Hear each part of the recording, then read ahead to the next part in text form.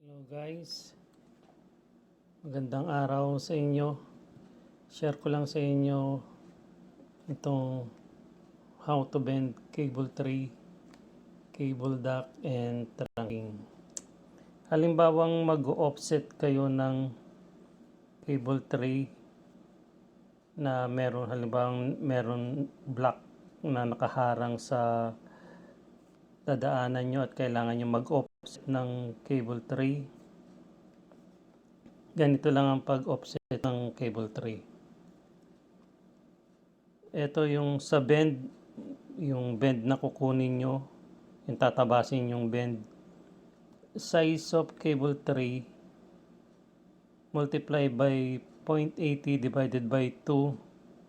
Kasi ang gagawin nyo ay gagawa kayo ng center, guguhit kayo ng center point o center reference, tapos magbabawas kayo ng kabilaan, kaya divided by 2 ang gagawin nyo. Kaya ito halimbawa 60 ang ating cable tray, ang size ng cable tray natin ay 60 multiply by 0.80 and divided by 2. Halimbawa ito 60 multiply by 0.80 equals 48 divided by 2 equals 24, kaya magiging 24 ang kukunin natin dito na sukat at 24 din sa kabila. Tapos dito naman sa travel na tinatawag or yung distance between bend, ang pagkuha naman yan ay yung height distance or obstruction depth divided by 0.70. Halimbawa ang offset na gagawin nyo ay 50 cm ang height niya. Halimbawa yung block ay 50 cm at yun nga 50 cm ang height or obstruction depth na kailangan nyo. Ganito ang pagkuha, yung height distance or obstruction depth divided by 70. Ganito ang pagkuha. Halimbawa nga ito 50 cm divided by 0.70 equals 71.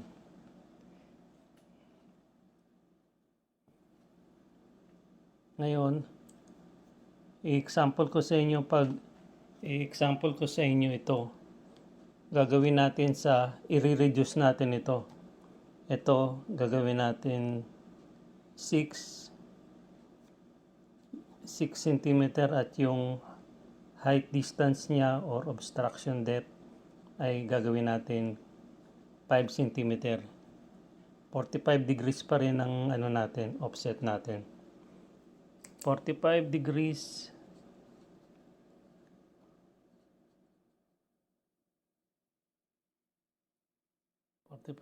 offset.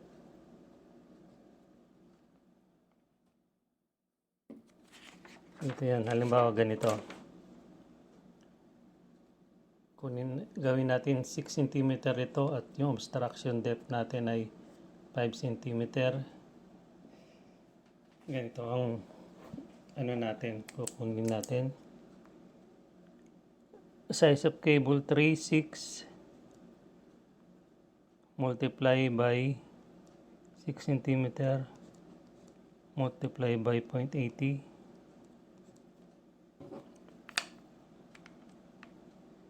6 times 0.80 4.8 equals 4.8 divided by 2 2.4.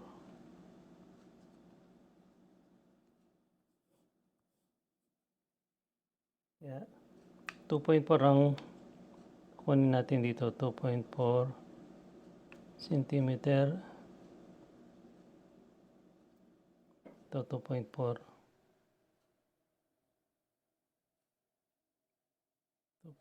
cm.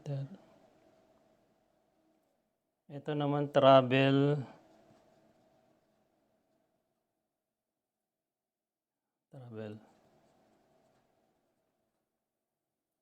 or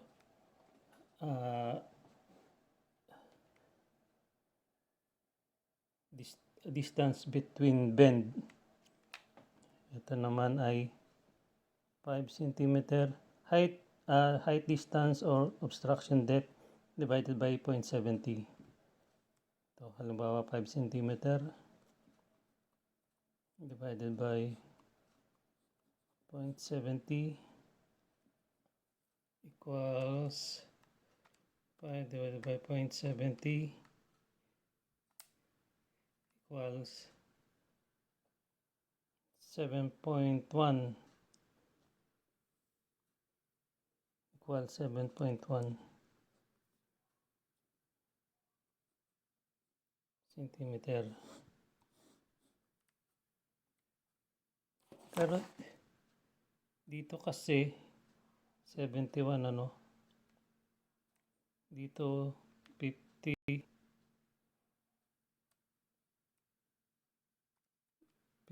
divided by 0.70 71, tama.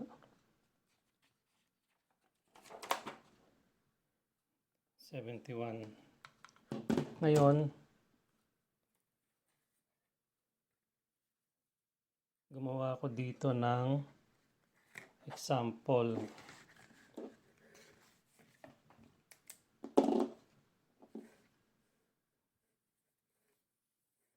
Ito ay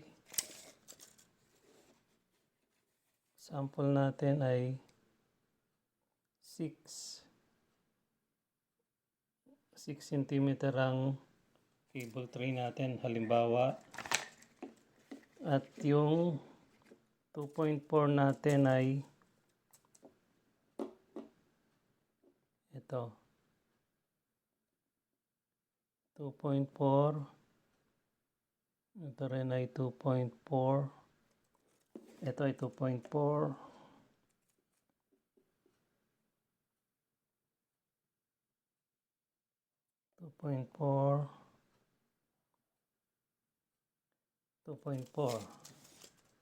tapos ang distance between bend or travel ay 7.1. Ito natin kunin. Yan. 7.1. Dito ay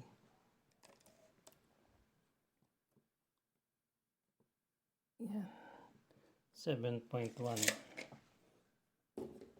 Ngayon, yan ang ikakat natin.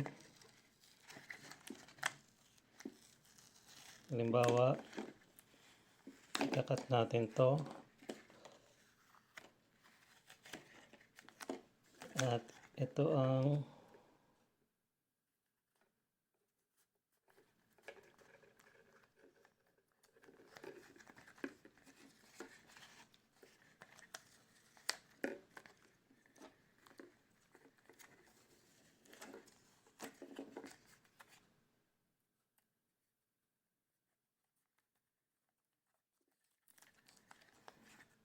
yan. Alisin ko muna ito para mas malinaw.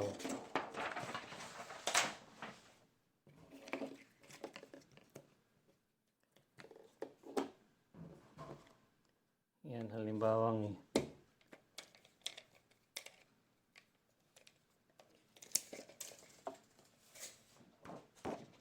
at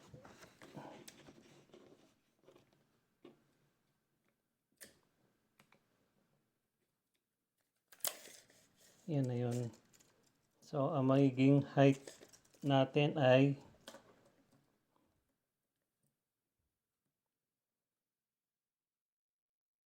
yan ang magiging height natin 5 cm.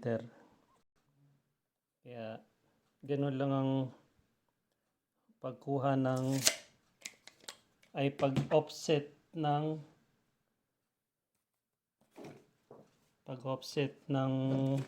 cable tray or cable duct na kailangan natin yung eksaktong height, distance or obstruction depth na tinatawag para kunin natin tong travel na to. Ito lang ang ganito lang ang pagkuha niya. Ngayon kung 90 degrees naman ang gagawin, kung 90 degrees naman ang gagawin niyo, etong kinat nyo dito, magka-opposite side kasi to kasi offset ang kailangan eh. Kaya magka-opposite ang cut nila. Pero kung 90 degrees ang gagawin nyo, ang pag-cut nyo ay ganito, isang direction lang. Sa 90 degrees, pwede nyo nang tansyahin ito. Itong travel niya, pwede nyo nang tansyahin. Pwede nyo nang estimate tong travel niya. Tapos ang cut nyo ay same direction, hindi opposite direction. Sa offset ay opposite direction siya. Sa offset ay opposite direction. Pero pag 90 degrees ang gagawin nyo, same direction siya. At ganito ang lalabas naman yan. Ganito naman ang lalabas sa 90 degrees. Pero ganun pa rin ang pagkuha ng dito sa bend. Kasi for offset ng bend 45 degrees and offset 45 degrees. Kaya ito pa rin ang gagamitin yung formula sa pagkuha ng ikakat dito. So, ganun lang. Sana may natutunan kayo. Thank you. Bye.